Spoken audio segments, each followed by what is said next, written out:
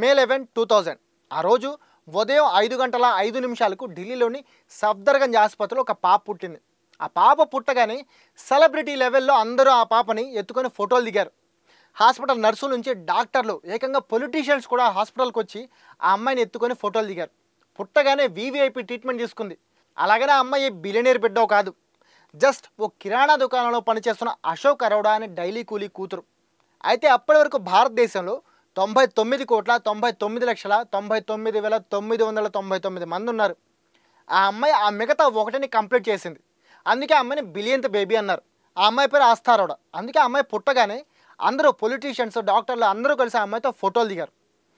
చాలామంది పొలిటీషియన్స్ అయితే ఆ అమ్మాయి చదువు మొత్తం మేమే చూసుకుంటాం, ఆ అమ్మాయి ఫ్యూచర్లో ఏం అవ్వాలనుకున్నా సరే మేము అండగా ఉంటాం, ఆ అమ్మాయికి ఇంత డబ్బులు ఇస్తాం అంత డబ్బులు ఇస్తాం అని చెప్పేసి హామీలు కూడా ఇచ్చారు. బట్ ఆ అమ్మాయి పెద్ద అయ్యే కొద్దీ ఒక్కళ్ళు కూడా కనపడలేదు. కనీసం ఆ అమ్మాయికి చిన్న సపోర్ట్ కూడా ఎవరు ఇవ్వలేదు. ఫైనాన్షియల్గా కాదు కదా, కనీసం మోటివేషనల్గా కూడా ఎవరు సపోర్ట్ ఇవ్వలేదు.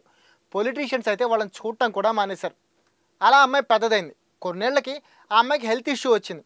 ఆ తర్వాత వాళ్ళ అమ్మ నాన్న అదే హాస్పిటల్కి అమ్మాయిని తీసుకెళ్తే కనీసం హాస్పిటల్లో డాక్టర్లు కూడా అమ్మాయిని పెద్దగా పట్టించుకోలేదు. సాధారణంగా పేషెంట్ని ఎలా ట్రీట్ చేస్తారో అలానే ట్రీట్ చేశారు.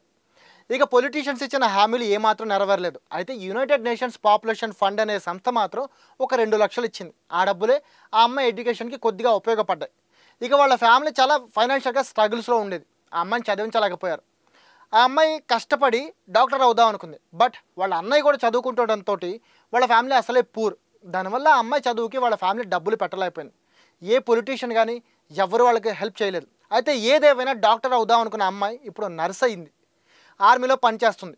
ఇప్పుడు ఆ అన్న చెల్లెలు ఇద్దరి కల సొంత ఇల్లు కట్టుకోవాలనుకుంటున్నారు. అయితే పొలిటీషియన్లు కానీ ఎవరైనా పెద్దవాళ్ళు కానీ హామీలు అయితే ఇచ్చారు కానీ మాకు కనీసం ఒక చిన్న సపోర్ట్ కూడా ఎవరు ఇవ్వలేదని వాళ్ళ అమ్మ నాన్న బాధపడుతున్నారు.